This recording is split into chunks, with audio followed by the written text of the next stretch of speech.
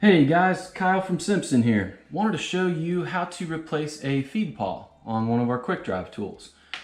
The feed pawl is over here on this side. It's the part that advances the screws forward. It holds them in place while they're being driven. Also is what you press to release the screws out of the tool. Here's how to fix it if it ever breaks. Start on this side. You've got a guide screw right here. Just using a Phillips screwdriver. Remove that guide screw, flip the tool over, and I use that screwdriver to kind of pry down this feed lever. Pinch the feed pawl shut and slide it out of there. There's the broken one, and there's the new one.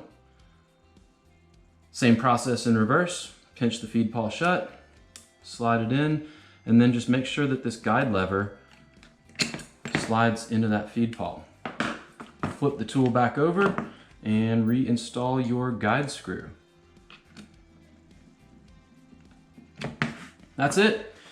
So if you guys ever need parts or help replacing anything on them, give me or any of the other Simpson reps a shout. We're happy to help.